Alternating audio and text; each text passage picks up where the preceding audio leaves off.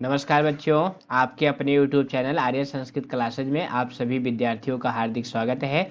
बच्चों, आज हम आपके लिए प्री बोर्ड का सिंपल पेपर अर्थात प्रैक्टिस पेपर या अभ्यास प्रश्न पत्र लेकर आए हैं। आज की वीडियो में हम आपको बताएंगे कि संस्कृत के पेपर में जो संस्कृत में कमजोर विद्यार्थी हैं, जिनको संस्कृत बिल्कुल नहीं आती है, वो भी 80 में 70 प्लस नंबर कैसे ला सकते हैं। संस्कृत के पेपर में सारे उत्तर पेपर में ही लिखे होते हैं, बस जरूरत होती है एक ऐसी रणनीति की कि उसका उत्तर कैसे लिखना है, प्रश्न कैसे समझेंगे। आज की वीडियो में हम ये सब आपको बताने वाले हैं। तो बच्चों, प्लीज अगर आप हमारे चैनल पर नए हैं तो चैनल को सब्सक्राइब कर लें और वीडियो को लाइक करना ना भूलें। ये देखिए बच्चों, लिखा हुआ है pre board examination practice paper, यानी ये पेपर जो है ये प्री बोर्ड के लिए बनाया गया है। किसके लिए बनाया गया है? प्री बोर्ड के लिए। कक्षा 10वीं समयः होरात्रयम्, यानी 3 घंटे का पेपर है। जैसा आपने मिड टर्म का पेपर दिया था ना, बिल्कुल प्री बोर्ड का पेपर वैसा ही आएगा। बस दोनों में क्या अंतर होगा कि प्री बोर्ड में पूरा सिलेबस होगा आपका, यानी जो आपका बोर्ड का पूरा सिलेबस है कंप्लीट, पहले पार्ट से लेकर के अंतिम पार्ट तक जितने भी पार्ट आपके सिलेबस में हैं, पूरा सिलेबस प्री बोर्ड के पेपर में आने वाला है। प्रश्न पत्रे चत्वारः खंडाः सन्ति, आपके पेपर में 4 खंड होते हैं। प्रथम खंड है अपठित अवबोधनम 10 अंक का, द्वितीय खंड है रचनात्मक कार्यम 15 अंक का, तृतीय खंड है अनुप्रयुक्त व्याकरणम 25 अंक का और चौथा खंड है पठित अवबोधनम 30 अंक का। कुल आपका 80 नंबर का पेपर है। ये निर्देश लिखा हुआ है कि सर्वे प्रश्न अनिवार्याः, सभी प्रश्न अनिवार्य हैं। प्रश्न संख्या अवश्यम एव लेखनीयाः, प्रश्न की संख्या अवश्य लिखनी चाहिए। ये जो निर्देश है ना, इसका पालन आपको अवश्य करना चाहिए, क्योंकि अगर आपने उत्तर लिख दिया और उसकी प्रश्न संख्या नहीं लिखी तो हो सकता है आपको नंबर ना मिले। इसलिए प्रश्न संख्या अवश्य लिखनी चाहिए। ये देखिए, ये आपका खंड का के अंतर्गत अपठित अवबोधनम नामक प्रश्न आता है, जो कि 10 अंक का है। तो आपके पेपर में सबसे बड़का प्रश्न यही होता है। बड़का प्रश्न समझ रहे ना, जो सबसे अधिक नंबर आपको दिला सकता है, क्योंकि 80 नंबर के पेपर में 10 नंबर का प्रश्न यही होता है। अपठित अवबोधन का मतलब होता है अनसीन पैसेज। ये इंग्लिश में भी आता है और हिंदी के पेपर में भी आता है। इसमें एक अनुच्छेद दिया गया होता है और उसके नीचे कुछ प्रश्न लिखे होते हैं जिनका उत्तर आपको देना होता है। तो आज की वीडियो में हम आपको बताएंगे कि बिना पैसेज को पढ़े उत्तर कैसे फटाफट ढूंढ के सभी बच्चे कैसे लिखेंगे। तो देखिए, पहला प्रश्न होता है एक पदेन उत्तरम लिखत, यानी नीचे लिखे हुए प्रश्नों के उत्तर आपको एक पद में यानी एक शब्द में लिखने हैं। पहला प्रश्न है सज्जनाः कथम जनान पर्ययन्ति, सज्जन लोग कैसे लोगों को प्रसन्न करते हैं। तो इसका उत्तर ढूंढने के लिए फटाफट इस प्रश्न वाक्य की जो क्रियापद है उसको पकड़िए। तो यहाँ पे क्रियापद क्या है बच्चों, ध्यान से देखिए, पर्ययन्ति। अब बस अब इस क्रियापद को ढूंढिए, पैसेज में कहाँ है। तो ये देखिए दूसरी लाइन में ही मिल गया, पर्ययन्ति, यानी आपका उत्तर इसी वाक्य में है। अब कथम मतलब कैसे, तो इसका उत्तर हो जाएगा स्व आचरणेन, अपने आचरण के द्वारा। तो बच्चों, अगर आप एक शब्द में उत्तर नहीं ढूंढ पा रहे हैं तो आप पूरी लाइन लिख देंगे ना, तब भी आपको पूरे अंक मिलेंगे। तो अगर आप एक शब्द में नहीं लिख पाते हैं तो पूरे वाक्य में उत्तर लिख दीजिए। एक पद में इसका उत्तर होगा स्व आचरणेन, अपने आचरण के द्वारा सज्जन लोग दूसरे लोगों को प्रसन्न करते हैं। दूसरा प्रश्न है संसारे कद्विधाः जनाः वसन्ति, संसार में कितने प्रकार के लोग होते हैं। तो वसंती क्रियापद ढूंढिए, पहली ही लाइन में मिल गया वसंती। अब यानी कद्विधा कितने प्रकार के, तो इसका उत्तर देखिए लिखा गया है द्विविधाः, 2 प्रकार के। मजा आ रहा है ना ढूंढने में, बिना पैसेज को पढ़े फटाफट इस ट्रिक के द्वारा तुरंत उत्तर लिखिए। तो क्या हो जाएगा, द्विविधाः, इस संसार में 2 प्रकार के लोग होते हैं, सज्जन और दुर्जन, अच्छे लोग और दुष्ट लोग। तीसरा प्रश्न है हंसः किम त्यजति, हंस क्या छोड़ता है। अब ये इसमें क्रियापद क्या है, त्यजति, छोड़ता है। अब ढूंढिए पैसेज में त्यजति कहाँ आया हुआ है। तो ये देखिए तीसरी लाइन में मिल गया, हंसः दुग्धम गृह्णाति जलम च त्यजति, हंस जो है दूध को ग्रहण कर लेता है और जल को छोड़ देता है। तो इसका उत्तर क्या हो जाएगा, जलम। सुनना गया ना। तो इसमें से आपको 2 ही करने थे, 3 दिया गया होगा। इसके बाद आपका पूर्ण वाक्य का प्रश्न होता है। पूर्ण वाक्येन उत्तरम लिखत, पूर्ण वाक्य में उत्तर लिखने हैं। केवलम प्रश्न द्वयम, केवल 2 प्रश्न करने हैं और यह 2-2 नंबर का प्रश्न होता है। तो बहुत महत्वपूर्ण है कि एक वाक्य लिखिए 2 नंबर पाइए। पहला प्रश्न है सत्पुरुषाः किम कुर्वन्ति, सत्पुरुष अर्थात अच्छे लोग क्या करते हैं। अब क्रियापद देखिए क्या है, किम कुर्वन्ति। अब इस वाक्य को ढूंढिए पैसेज में कहाँ पे आया हुआ है। तो इसका उत्तर देखिए पैसेज के दूसरी लाइन में लिखा हुआ है सत्पुरुषाः सदा प्रियम वदन्ति, सज्जन लोग हमेशा प्रिय बोलते हैं। सत्यम वदन्ति, सत्य बोलते हैं। सर्वेषाम उपकारम चा कुर्वन्ति, और सबका उपकार करते हैं अर्थात भला करते हैं। बस इसी लाइन को ज्यों का त्यों लिख दीजिए, आपको 2 अंक मिल जाएंगे। दूसरा प्रश्न है सत्पुरुषाः हंस तुल्याः कथम भवन्ति, सज्जन लोग हंस के समान कैसे होते हैं। कथम, कैसे। तो देखिए ये वाक्य पैसेज में कहाँ आया हुआ है। तो ये देखिए तीसरी लाइन में लिखा हुआ है सत्पुरुषाः हंस तुल्याः भवन्ति, सज्जन लोग हंस के समान होते हैं। यथा हंसः दुग्धम गृह्णात जलम च त्यजति, जैसे हंस दूध को ग्रहण कर लेता है और जल को छोड़ देता है। तथैव सज्जनाः अपि, उसी प्रकार सज्जन भी गुणान गृहीत्वा, गुणों को ग्रहण करके दुर्गुणान परित्यजन्ति, दुर्गुण को छोड़ देते हैं। तो यहाँ से यहाँ तक इसका उत्तर हो जाएगा। लिख लेंगे ना, बहुत अच्छे। आपका अगला प्रश्न है सत्पुरुषाणाम हृदयेषु कहा भवति, सत्पुरुषों के हृदय में क्या होता है। एक बार प्रश्न समझिए, सत्पुरुषाणाम हृदयेषु कहा भवति, सज्जनों के हृदय में क्या होता है। अब इसका उत्तर देखिए चौथी लाइन में लिखा हुआ है सत्पुरुषाणाम हृदयेषु सर्वान् प्रति स्नेहा दया सहानुभूति संयोग भावः च भवति, सज्जनों के हृदय में सबके प्रति स्नेह, स्नेह माने क्या होता है बच्चों, प्रेम, दया, सहानुभूति और सहयोग का भाव होता है, तभी तो वो सज्जन कहलाते हैं। समझ गया, आ गया ना कैसे प्रश्न का उत्तर ढूंढेंगे। क्रियापद पकड़िए और उसको पैसेज में घुमाइए, जहां पे मिल जाए वही उसका उत्तर हो जाएगा। बिना पैसेज पढ़े फटाफट उत्तर लिखिए। आपका अगला प्रश्न होता है यथा निर्देशम उत्तरत का, यानी उसमें हर वाक्य में, हर प्रश्न में अलग अलग निर्देश होगा। यह प्रश्न थोड़ा सा कठिन होता है, लेकिन फिर भी हम आपको ऐसे ट्रिक बताएंगे कि आप इसका उत्तर कर लेंगे। इसमें 4 प्रश्न दिए होते हैं, 3 करने होते हैं। तो देखिए पहला प्रश्न है अनुसरेम इत क्रियापदस्य कर्तृपदम किम, अनुसरेम इस क्रियापद का कर्ता पद कौन सा है। दुर्जनाः, वयम, हंसाः, सज्जनाः, 4 विकल्प दिया गया होगा, आपको इसका उत्तर चुनना होगा।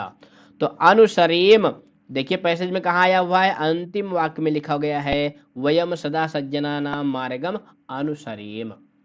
अब ये जो अनुसरेम है बच्चों, यह विधिलिंग लकार का उत्तम पुरुष का बहुवचन का क्रियापद है, यानी U3 का क्रियापद है। तो इसका कर्ता होगा वयम, वयम मतलब हम सब, अनुसरेम अनुसरण करना चाहिए, यानी हम सब के द्वारा अनुसरण करना चाहिए। दूसरा प्रश्न है सर्वान पदस्य विशेष पदम किम अस्ति, सर्वान पद का विशेष पद क्या है, यानी यह जो है यह विशेषण पद है, इसका विशेष पूछा जा रहा है। विकल्प दिया गया है गुणान, दुर्गुणान, जनान, सज्जनाः। अब पैसे में देखिए सर्वान कहाँ आया हुआ है, पहली लाइन में देखिए लिखा हुआ है सर्वान जनान, दोनों एक साथ मिल गए ना।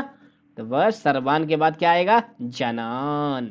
जनान क्या है, विशेष है, सर्वान क्या है, विशेषण है। अगला प्रश्न है प्रशंसा पदस्य विलोम पदम अत्र किम प्रयुक्तम, विलोम पद आप जानते हैं ना, विपरीत अर्थ वाले, जिसको इंग्लिश में अपोजिट कहते हैं। तो क्या हो जाएगा, पहला है दुर्जनाः, दूसरा है दुष्टानाम, तीसरा है दया, चौथा है निंदा। तो प्रशंसा माने क्या होता है, किसी की बड़ाई करना, तो इसका विलोम हो जाएगा निंदा, अर्थात निंदा करना। अगला प्रश्न है प्रसन्नम कुर्वन्ति, प्रसन्न करते हैं, इत अस्य पर्याय पदम अत्र किम प्रयुक्तम, इसका पर्याय पद यहाँ पे क्या प्रयुक्त है। तो पर्याय पद का मतलब क्या होता है बच्चों, पर्यायवाची शब्द, अर्थात समान अर्थ वाले, जिसको इंग्लिश में क्या कहते हैं, साइनोनिम्स। तो पहला विकल्प है पर्णयन्ति, वसन्ति, पीडयन्ति, अनुसरेम। तो पैसेज में प्रसन्नम कुर्वन्ति का पर्याय पद आया हुआ है पर्णयन्ति। पर्णयन्ति मतलब प्रसन्न करते हैं। सुनना आ गया ना कैसे करेंगे? यानी इस प्रश्न में कर्ता या क्रिया पूछा जाएगा, विशेषण या विशेष पूछा जाएगा, या विलोम पद या पर्याय पद पूछा जाएगा। यह प्रश्न बहुत महत्वपूर्ण होता है। थोड़ी सी आप सूक्ष्म दृष्टि का प्रयोग करेंगे, 100% आप उत्तर लिखने में सफल होंगे। इसी प्रश्न का अगला खंड होता है अस्य अनुच्छेदस्य कृते समुचितम शीर्षकम संस्कृतेन लिखत। यानी इस अनुच्छेद का शीर्षक लिखना होता है। तो बहुत बच्चे इस प्रश्न का उत्तर छोड़ देते हैं, यूं ही छोड़ देते हैं। उनको समझ में नहीं आता कि इसमें शीर्षक में क्या लिखें। शीर्षक का मतलब क्या होता है? टाइटल, यानी जो पैसेज है वह किस पर लिखा गया है।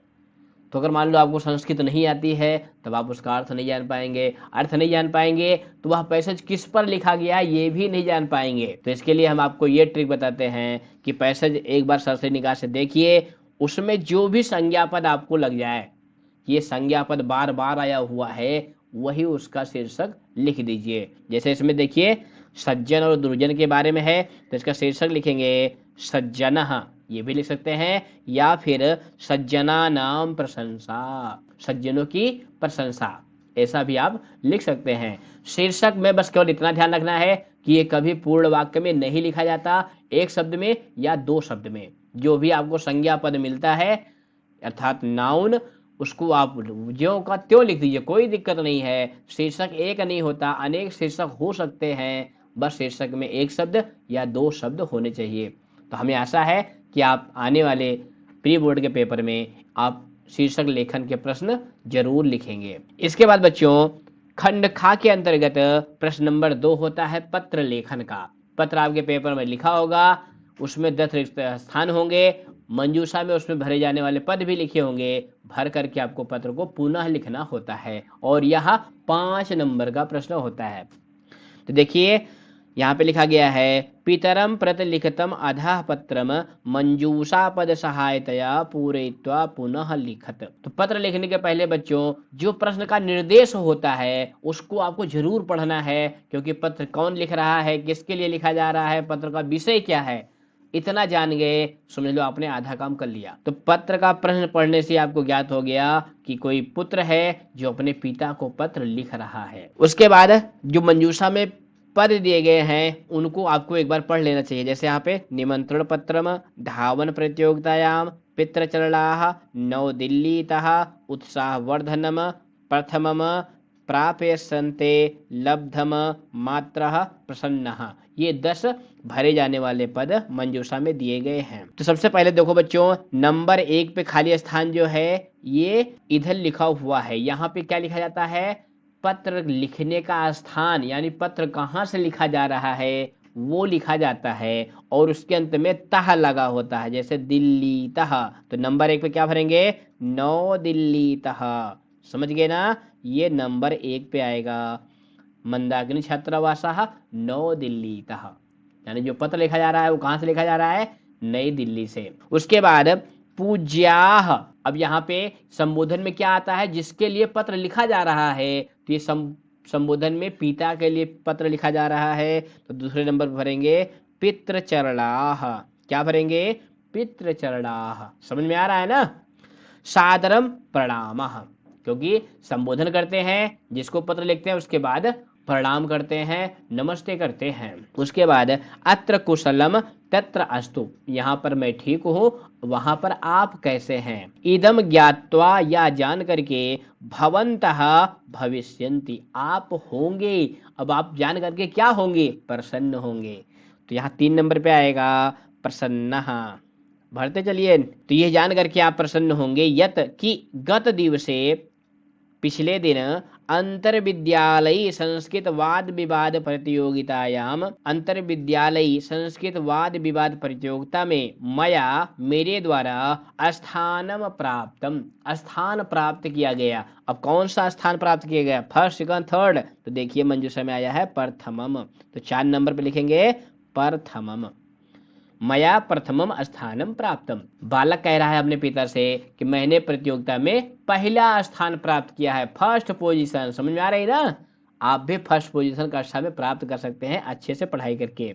आगे देखिए, क्रीडा दिवसे अपि, क्रीडा दिवस के दिन यानी खेल दिवस के दिन भी अहम एव प्रथमा आसम, मैं ही प्रथम था। अब किसमें प्रथम था वो भरेंगे 5 नंबर पे। तो 5 नंबर पे भरेंगे धावन प्रतियोगितायाम। खेल दिवस पर जो दौड़ने की प्रतियोगिता आयोजित की गई थी उसमें भी मैं प्रथम था।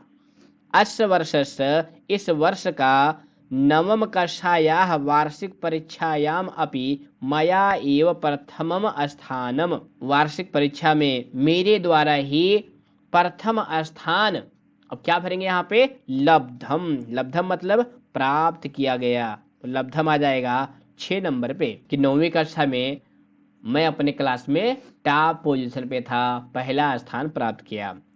विद्यालयस्य वार्षिकोत्सवे, विद्यालय के एनुअल डे पर मया, मेरे द्वारा, त्रयः पुरस्काराः, 3 पुरस्कार। अब 7 नंबर पे क्या भरेंगे?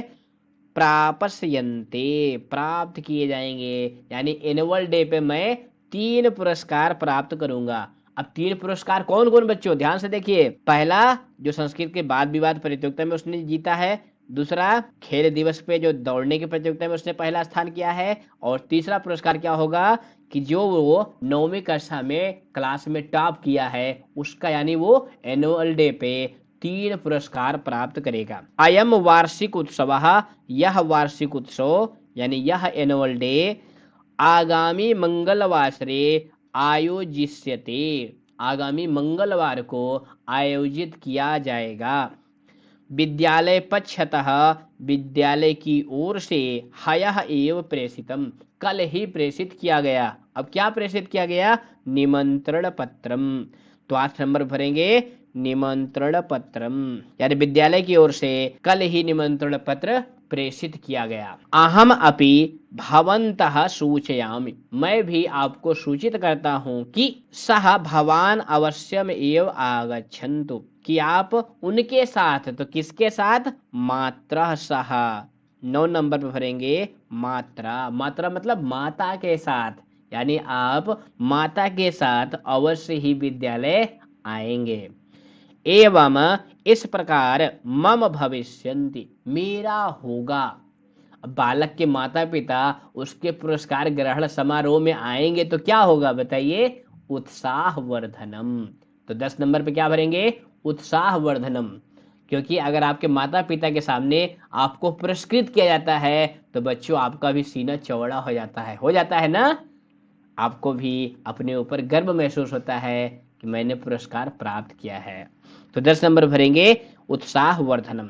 मातृ चरणयो मम प्रणामः, माता के चरण में मेरा प्रणाम निवेदन कर देना। भवदीयः पुत्रः नरेंद्रः, आपका पुत्र नरेंद्र। ये पत्र के नीचे लिखा जाता है, यहाँ पे अपना नाम नहीं लिखना है, जो पत्र में नाम निश्चित किया गया है वही नाम आपको लिखना होता है। तो इस तरह से बच्चों अगर आप पत्र को भरेंगे, पत्र को समझेंगे तो 1-2 रिक्त स्थान गलत हो जाएं लेकिन फिर भी आप अच्छा नंबर प्राप्त करने में सफल होंगे।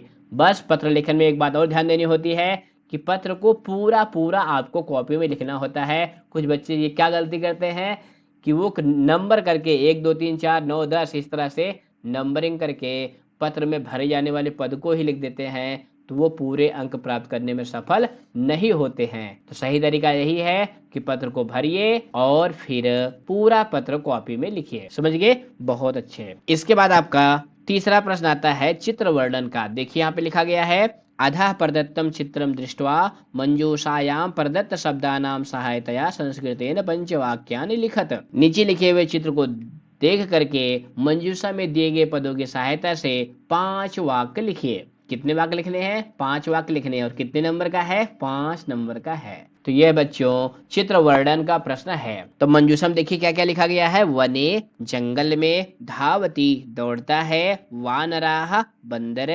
वृक्षाः, पेड़, कूर्दन्ति, कूदते हैं, सिंहः, शेर, पुष्पाणि, फूल, गजः, हाथी, भल्लूकः, भालू, मृगो, मृग, उष्ट्रः, ऊट वृक्षेषु पेड़ पर।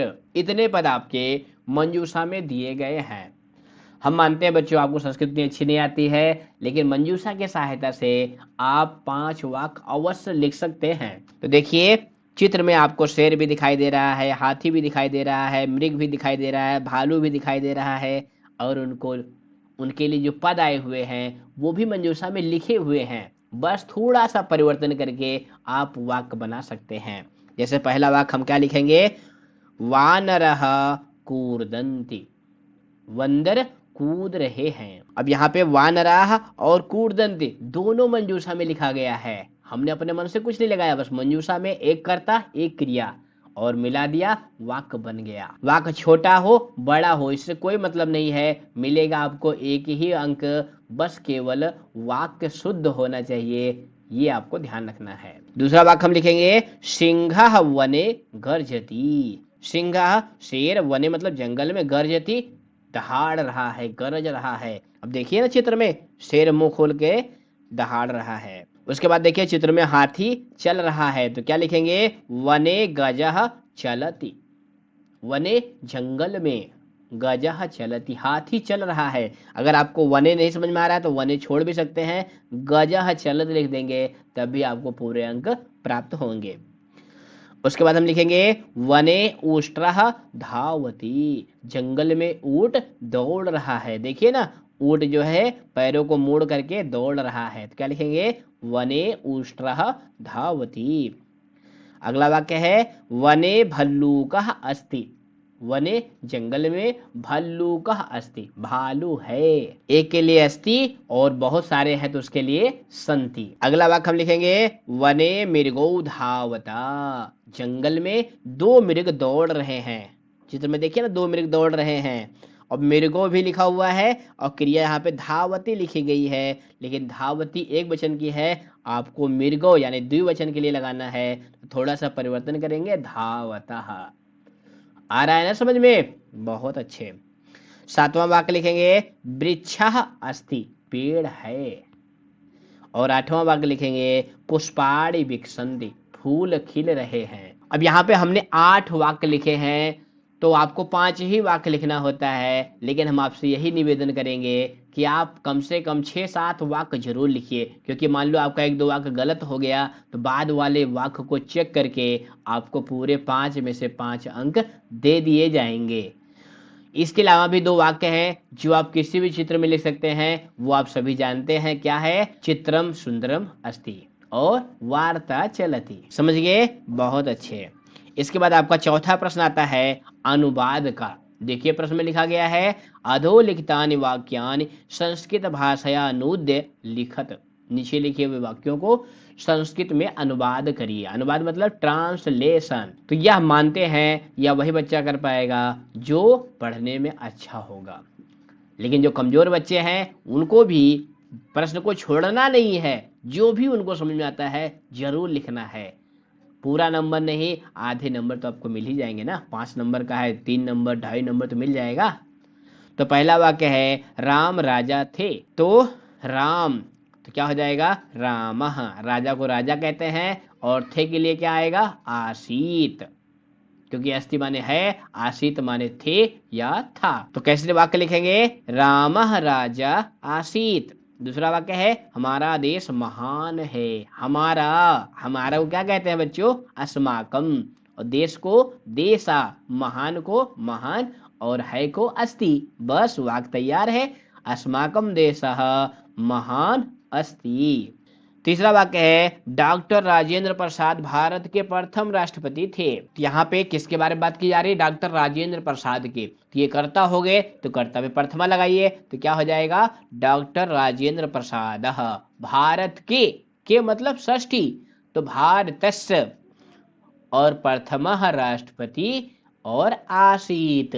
तो वाक्य क्या बन गया, डॉक्टर राजेंद्र प्रसाद भारतस्य प्रथमा राष्ट्रपति आसीत। अगला वाक्य है, वह विद्यालय जाता है। He goes to school. तो ही को संस्कृत में क्या कहते हैं, सह। तो वाक्य बनेगा, सह विद्यालयम गच्छति, वह विद्यालय जाता है। 5वां वाक्य है, तुम कब घर जाओगे। अब जाओगे इसके मतलब क्या हो गया कि ये भविष्य काल की क्रिया है, तो इसमें कौन सा लकार आएगा, लिरिट लकार आएगा। तो तुम को क्या कहते हैं, त्वम, और कब को क्या कहते हैं, कदा।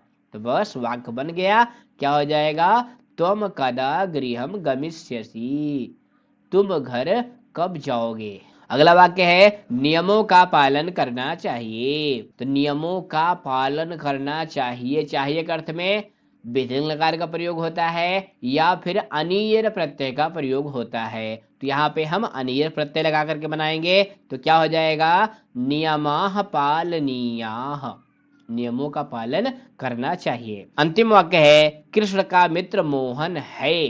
कृष्ण का मतलब षष्ठी, तो क्या हो जाएगा, कृष्णस्य मित्रम मोहन अस्ति।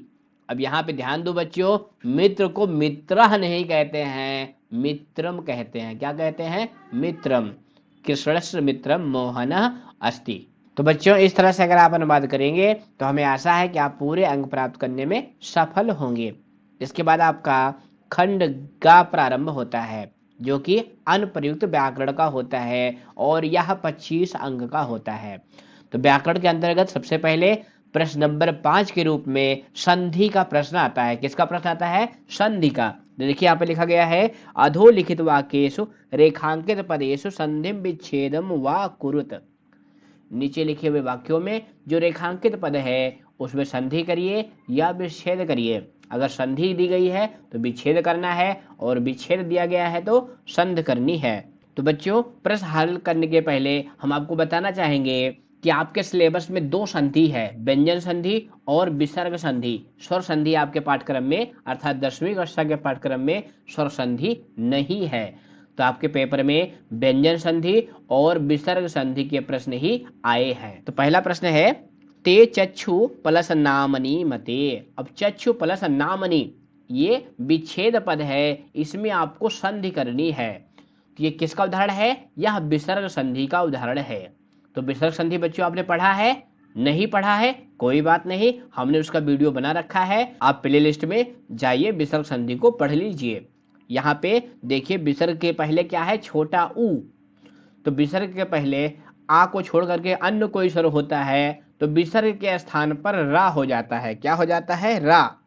तो बस विसर्ग को रा में बदलिए और दोनों शब्दों को अर्थात दोनों पदों को जोड़ दीजिए। तो क्या बन जाएगा, चक्षुर नामनी, यानी विसर्ग का रा में परिवर्तन हो गया। तो व्यंजन संधि में बच्चों 2 संधि है, वर्ग के पहले के स्थान पर तीसरे वर्ण का हो जाना और वर्ग के प्रथम के स्थान पर 5वें वर्ण हो जाना। विसर्ग संधि में 4 संधि है, अर्थात विसर्ग के स्थान पर ओ का आदेश, विसर्ग के स्थान पर रा का आदेश, विसर्ग का लोप और विसर्ग के स्थान पे सा का आदेश। बस इतनी ही संधि 10वीं कक्षा के बोर्ड के सिलेबस में है। तो यहाँ पे विसर्ग को रा में बदला गया है। दूसरा उदाहरण है जगदीशः सर्वान रक्षति। जगदीश अर्थात परमात्मा सबकी रक्षा करते हैं।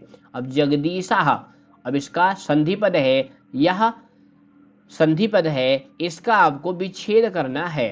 तो विच्छेद में क्या हो जाएगा, तो देखिए यहाँ पे जगदीश, तो हमने आपको बताया ना कि विच्छेद करने के लिए उस पद को 2-3 बार पढ़िए, जगदीशः जगदीशः जगदीशः, तो पता चल गया ना, जगत प्लस ईशः, क्या हो जाएगा, जगत प्लस ईशः। यह व्यंजन संधि का उदाहरण है, यानी पहले के स्थान पर तीसरा यानी ता के स्थान पर दा हो गया था संधि में, तो विच्छेद में क्या होगा, तीसरे के स्थान पर पहला यानी बिल्कुल उसका उल्टा, तो क्या हो जाएगा, जगत प्लस ईशः। अब ता को हलंत कर देंगे, जो दा में बड़ी की मात्रा लगी हुई है उसको बाहर निकाल करके लिख देंगे ईशः। समझ में आ रहा है ना, नहीं समझ में आ रहा है तो हमारी व्यंजन संधि वाली वीडियो जरूर देखें। तीसरा उदाहरण है भावतम प्लस मनोरथम पूरयित्वा आत्मानम अनुगृहीतम कर्तुम इच्छामि। आपके मनोरथ को अर्थात आपके मन की मुराद को पूरा करके मैं अपने आप को अनुगृहीत करना चाहता हूँ। तो यहाँ पे भावत प्लस मनोरथम इन दोनों में संधि करनी है। तो भावत के अंदर में देखिए ता है, क्या है, ता। उसके बाद मनोरथम का पहला वर्ण है माँ, यानी ता का माँ से मेल हो रहा है। तो ता के स्थान पे इसी वर्ग का पंचम वर्ण हो जाएगा, क्योंकि उसके बाद अनुनासिक वर्ण अर्थात पंचम वर्ण है। यह जो है अनुनासिक संधि का उदाहरण है। तो ता के स्थान पे क्या हो जाएगा? ना। बस ता के स्थान पे ना करके जोड़ दीजिए, तो क्या बन जाएगा? भवन मनोरथम। ता का ना में परिवर्तन हो गया, यानी पहले के स्थान पे पंचम वर्ण आ गया। अगला उदाहरण है मम अर्थिनस्तु धन लाभ मात्रेण संतोषम भजन्ते। मेरे याचक तो धन प्राप्त करने से ही संतोष प्राप्त कर लेते हैं। तो अर्थिनस्तु ये संधि पद है, इसका विच्छेद करना है। तो यहाँ पे अर्थिनः प्लस तु है, तो क्या लिखेंगे? अर्थिनः प्लस तु। विसर्ग को दंती सा यानी सपेरा वाले सा में बदला गया है। तो उसका नियम क्या है कि विसर्ग के बाद में ता और था हो तो विसर्ग दंती सा अर्थात छोटे सा में बदल जाता है। अंतिम उदाहरण है सहकृच्छेण भारम उद्वहति। वह कठिनाई पूर्वक भार को ढोता है। यह किस पाठ का उदाहरण है बच्चों? जननी तुल्य वत्सला जो पाठ है ना, उसी पाठ का ये एग्जाम्पल है। तो यहाँ पे उत यानी ता है, ता वर्ग का प्रथम वर्ण है, उसके बाद वा है, तो उत के स्थान पे इसी वर्ग का तीसरा वर्ण यानी ता था द हो जाएगा। तो क्या बन जाएगा? उद्वहति। समझ में आ रहा है ना? फिर भी अगर आप संधि विशेष रूप से पढ़ना चाहते हैं तो ऊपर आई बॉल पे क्लिक करके सभी संधि को अच्छे से तैयार कर लें, जिससे आप संधि के 4 अंक प्राप्त कर सकें। इसके बाद छठा प्रश्न होता है समास का। तो देखिए यहाँ पे लिखा गया है अधोलिखित वाक्येषु रेखांकित पदानाम समासम विग्रहम व प्रदत्त विकल्पेभ्यः चित्वा लिखत। नीचे लिखे हुए वाक्यों में जो रेखांकित पद हैं उनमें समास करिए या विग्रह करिए। संधि में आपने विच्छेद किया था, समास का विग्रह करते हैं। क्या करते हैं? विग्रह। हाँ बच्चों, यहाँ पर देखो 5 दिए गए हैं, 4 करने हैं, और समास वाला प्रश्न भी 4 नंबर का है। तो पहला वाक्य है काकः साक्रोधम प्रविश्य कथयति। अब यहाँ पे साक्रोधम यह समस्त पद है, यानी इसमें समास है। इसका विग्रह पद आपको विकल्प से चुनना है। तो विकल्प मिल गया, आपके लिए थोड़ी सी सहूलियत है कि ये ऑब्जेक्टिव टाइप का क्वेश्चन है। पहला है क्रोधस्य सहितम, दूसरा है क्रोधम सहितम, तीसरा है क्रोधेन सहितम। तो बच्चों हम आपको एक ट्रिक बताने जा रहे हैं कि जिस शब्द के पहले सा मिल जाए, सा मतलब सहितम, तो उसका जो विग्रह होगा वो सहितम में होगा, और सहितम की जो पहले वाला पद होगा उसमें तृतीया विभक्ति होगी। तो देखिए दिए गए विकल्पों में किसमें तृतीया विभक्ति है? सा नंबर वाले में, यानी क्रोधेन सहितम। ट्रिक समझ में आई ना? यानी सा का विग्रह होगा सहितम में, और सहितम के पहले जो पद होगा उसमें तृतीया विभक्ति होगी। बस यही मूल मंत्र याद रखिए, 100% आप पूरे अंक प्राप्त करने में सफल होंगे। दूसरा उदाहरण है सर्वेषाम एव महत्वम विद्यते। सबका महत्व है समयम अनतिक्रम, समय के अनुसार। अब इसमें विग्रह पद दिया गया है, आपको समस्त पद का चयन करना है। पहला है यथा समयम, दूसरा है उपसमयम, तीसरा है प्रतसमयम। अब ये अव्ययी भाव समास वाला उदाहरण है। इसमें ट्रिक क्या है बच्चों? इसमें ट्रिक ये है कि जहां भी आपको अनतिक्रम मिल जाए, क्या मिल जाए? अनतिक्रम। इसका मतलब होता है अतिक्रमण ना करके, तो वहां पे आप समझ जाइएगा कि इसके लिए क्या आएगा? यथा। तो आपका विकल्प सही होगा पहला यथा समयम। यथा समयम का अर्थ होता है समय के अनुसार। सुन में आ रहा है ना? बहुत अच्छे। अगला है अये कथम कथम कृष्णार्जुनो युधिष्ठिरश्चा। अब यहाँ पे कृष्णा अर्जुनो यह रेखांकित पद है, इसमें द्वंद्व समास है, समस्त पद है, आपको इसका विग्रह करना है। तो विग्रह क्या हो जाएगा? पहला है श्री कृष्ण चा अर्जुनो चा, दूसरा है श्री कृष्ण चा अर्जुन चा, तीसरा है श्री कृष्णो अर्जुनो चा। तो यहाँ पर ध्यान दो बच्चों, द्वंद्व समास में जब हम विग्रह करते हैं तो दोनों पद में प्रथमा विभक्ति लगाते हैं। क्या लगाते हैं? प्रथमा विभक्ति।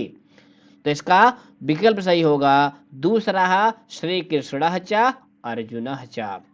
आपका चौथा उदाहरण है दुष्टा बुद्धि यश सा सदवचनान तिरस्कृत प्राचलत। अब इसमें दुष्टा बुद्धि यश सा यह रेखांकित पद है, यह बहुव्रीहि समास का उदाहरण है, और यह विग्रह पद है। इसके लिए आपको समस्त पद लिखना है, यानी समास करना है। पहला विकल्प है दुष्टम बुद्धि, दूसरा है दुष्टा बुद्धि, तीसरा है दुष्ट बुद्धि। तो बच्चों इस तरह के उदाहरण में क्या करेंगे, जब हम समास करते हैं तो समास में जो पहला पद होता है या बीच वाले पद होते हैं उसकी विभक्ति का लोप कर देते हैं।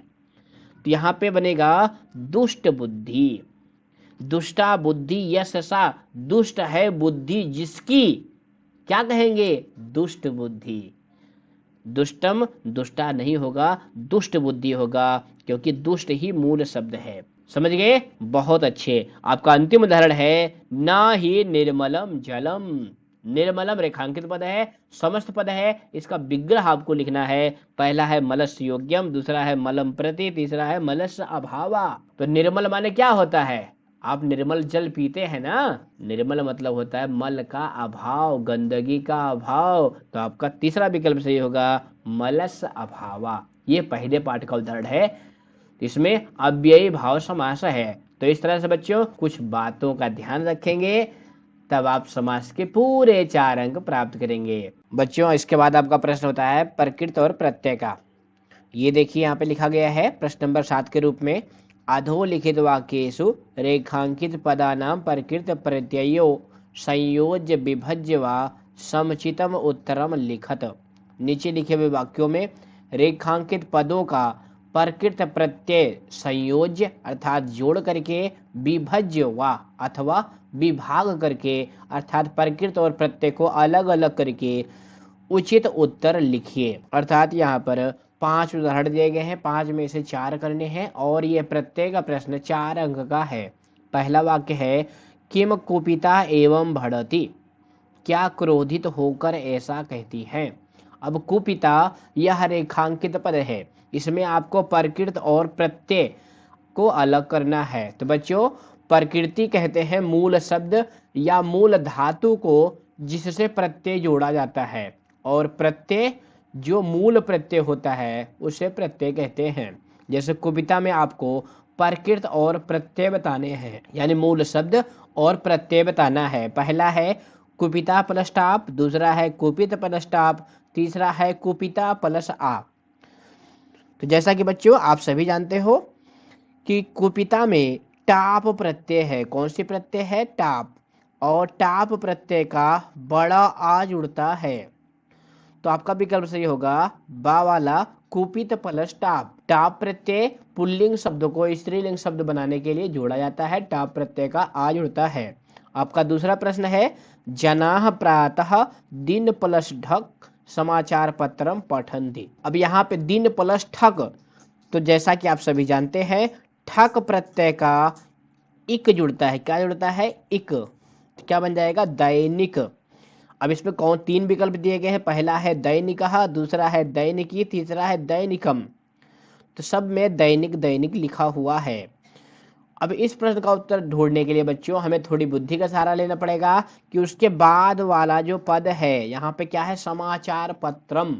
अब ये कैसा पद है, नपुंसक लिंग का है, तो इसलिए जो यहाँ पे दैनिक आएगा वो सा वाला विकल्प सही होगा, दैनिकम। तो जनः प्रातः दैनिकम समाचार पत्रम पठन्ति, लोग प्रायः दैनिक समाचार पत्र पढ़ते हैं। अब यहाँ पे समाचार पत्रम के अनुसार दैनिकः नहीं हुआ है, दैनिकम हुआ है। समझ गए ना, बहुत अच्छे। अगला है प्रकृतेः रमणीय फलस्थल मनोरमा अस्ति। अब यहाँ रमणीय इस शब्द में तल प्रत्यय जोड़ना है। तल प्रत्यय और त्वा प्रत्यय दोनों भाववाची संज्ञा पद बनाने के लिए जोड़े जाते हैं। तल प्रत्यय का ता जुड़ता है, क्या जुड़ता है, ता। तो रमणीय प्लस तल क्या बनेगा, पहला है रमणीयता, दूसरा है रमणीय तल, तीसरा है रमणीयताम। तो इसमें पहला विकल्प सही होगा रमणीयता, यानी प्रकृति की सुंदरता मनोरम है। चौथा है काव्यस्य मधुरतम सहृदया जानन्ति। काव्य के मधुरता को सहृदय लोग, अच्छे लोग जानते हैं। अब मधुरतम में पर के प्रत्यय विभाग करना है। पहला है मधुर प्लस त्वम, दूसरा है मधुर प्लस त्वा, तीसरा है मधुर प्लस कत्वा। अब जो बच्चे मधुर प्लस त्वा इस प्रत्यय को नहीं जानते हैं वो फटाफट पहला विकल्प मारेंगे और उनका गलत हो जाएगा। ध्यान दो बच्चों, प्रत्यय मूल प्रत्यय है त्वा, लेकिन जुड़ने के बाद हो जाता है त्वम। तो विभाग में मूल शब्द मूल प्रत्यय, इसलिए आपका विकल्प सही होगा बा वाला, मधुर प्लस त्वा। त्वा और त्वम में थोड़ा सा अंतर है, केवल एक बिंदु का, तो ध्यान रखेंगे मूल प्रत्यय त्वा होता है, त्वम नहीं। आपका अंतिम उदाहरण है बुद्धि प्लस मतुप सह भयात विमुक्ता। पहला विकल्प है बुद्धि प्लस वती, दूसरा है बुद्धि प्लस मति, तीसरा है बुद्धिमान। तो पहला विकल्प तो बनता ही नहीं है, दूसरा और तीसरा तो बनता है। लेकिन अब यहाँ पे ध्यान देना है कि उसके बाद वाला जो पद है यहाँ पे क्या है, सा माने वह, यानी ये स्त्रीलिंग का पद है, तो इसमें विकल्प सही होगा बा वाला बुद्धिमती।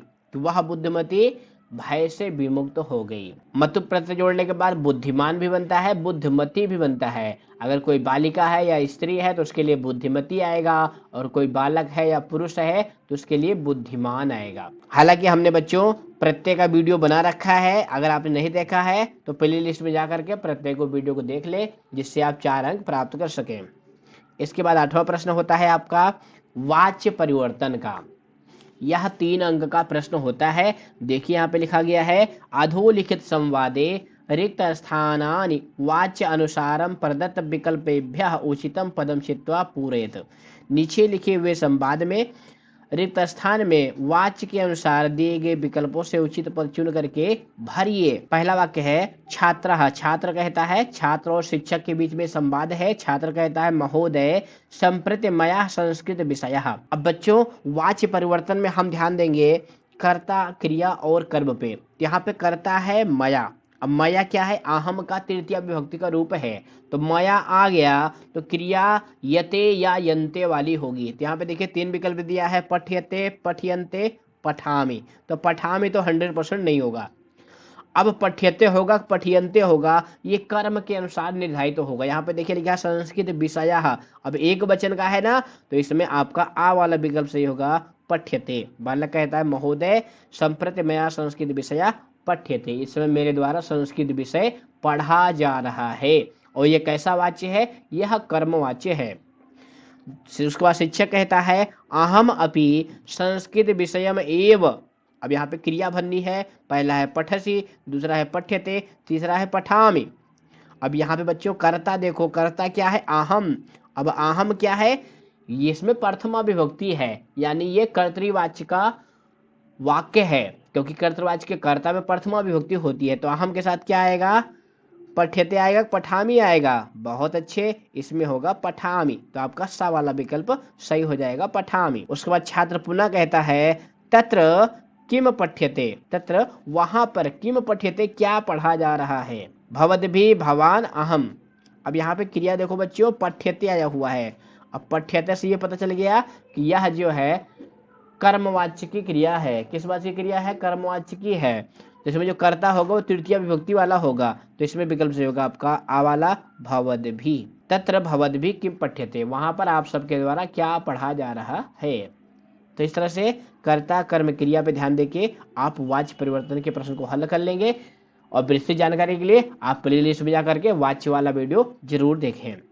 आपका 9वां प्रश्न होता है बच्चों समय लेखन का। पूरे पेपर में सबसे आसान क्वेश्चन नहीं होता है, फिर भी कुछ बच्चे गलती कर देते हैं। देखिए यहाँ पे लिखा गया है अधोलिखित दिनचर्याम रिक्त स्थानानि काल बोधक शब्दैः पूरयन्ताम केवलम प्रश्न चतुष्टयम्। नीचे लिखे हुए दिनचर्या में रिक्त स्थान में काल बोधक शब्द लिखे गए हैं, उनके लिए संस्कृत शब्द लिखिए, यानी संख्या लिखी गई है, आपको संस्कृत पद अर्थात संस्कृत गिनती लिखनी है इनके लिए। तो सबसे पहले वाक्य में देखिए क्या लिखा गया है, 12:15। वाक्य लिखा हुआ है अर्णवः वाद पर्यंतम पठति, कि अर्णव जो है वो 12:15 बजे तक पढ़ता है। अब 12:15, 12 को क्या कहते हैं द्वादश, और सवा यानी 15 मिनट अधिक है, 15 मिनट अधिक का समय जो होता है वो सवा कहलाता है। तो क्या लिखेंगे सपाद द्वादश।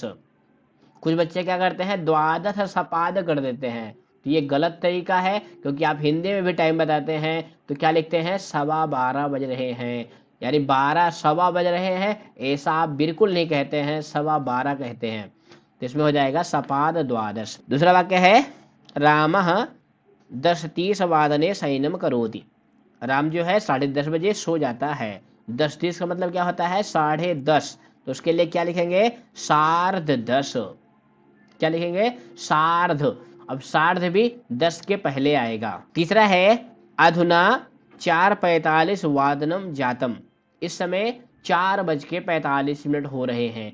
तो आप सभी जानते हैं कि 45 को क्या कहते हैं पादोन। 45 को क्या कहते हैं बच्चों पादोन। अगर आपने हमारा घटिका वाला वीडियो नहीं देखा है तो प्ले लिस्ट में जाकर के घटिका का वीडियो जरूर देख लीजिए, क्योंकि घटिका का प्रश्न बहुत आसान होता है और 4 नंबर मिलने होते हैं। तो यहाँ पे 4:45, तो इसका क्या कहेंगे पादोन। और पादोन का प्रयोग जब भी होता है तो अगली संख्या लिखते हैं, क्योंकि 4:45 का मतलब होता है 4:45। तो क्या लिखेंगे पादोन पंच। पादोन चतुर नहीं लिखेंगे, क्या लिखेंगे पादोन पंच। अगला है 9 वादने अतिथि आगच्छत। 9 बजे अतिथि आए थे, तो 9 को 9 ही लिखेंगे। उसके बाद है 12 वादने आचार्य आगच्छत। 12 बजे आचार्य चले गए। अब यहाँ पे 12 को क्या कहेंगे द्वादश।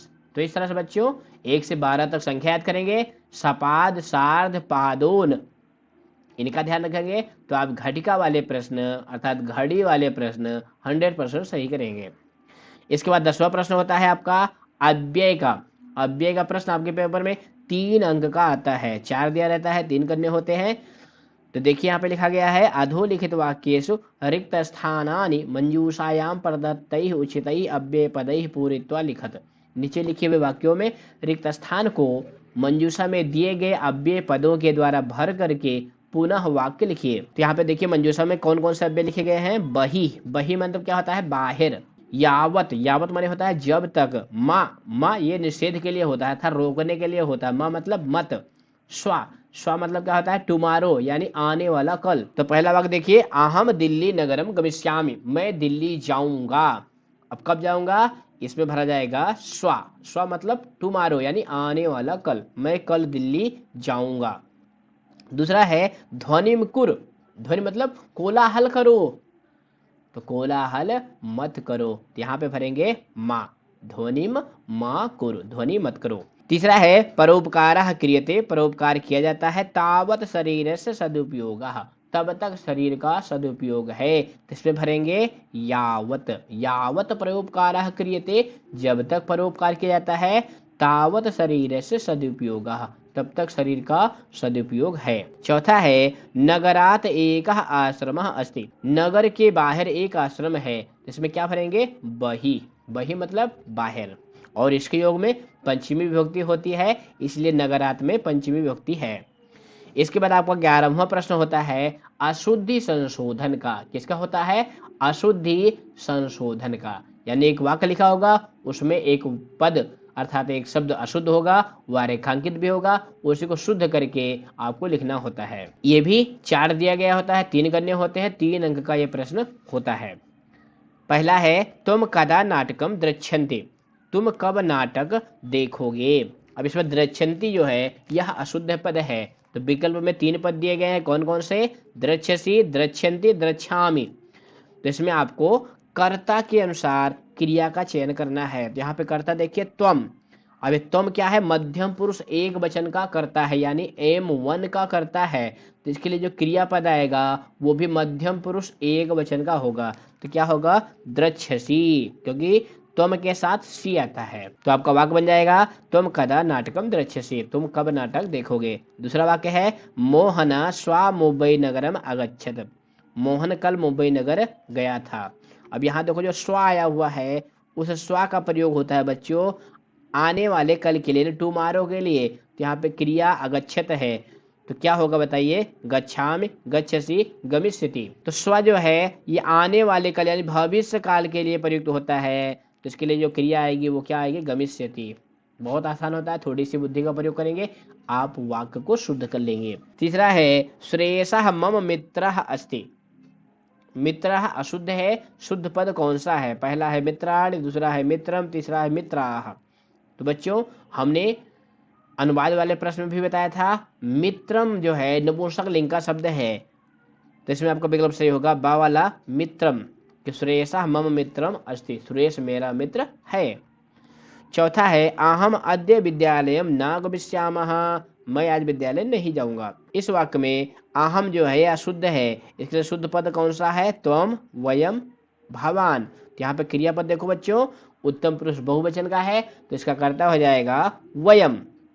आपका विकल्प सही होगा दूसरा। तो इस तरह से बच्चों आपने 50 नंबर के प्रश्न पूरे कर लिए। 50 मिनट में 50 नंबर का क्वेश्चन आपका पूरा हो गया। इसके आगे वाले प्रश्न बच्चों हम लोग पार्ट 2 में देखेंगे। तो वीडियो पसंद आई है तो इसको लाइक करें और चैनल को जरूर सब्सक्राइब कर लें। इसके आगे वाले प्रश्न पार्ट 2 में अवश्य देखें, जिससे आप 80 में 70 प्लस नंबर जरूर लेकर आए। फिर मिलेंगे। सर्वेभ्यो नमो नमः, पुनर्मिलामः, धन्यवादः।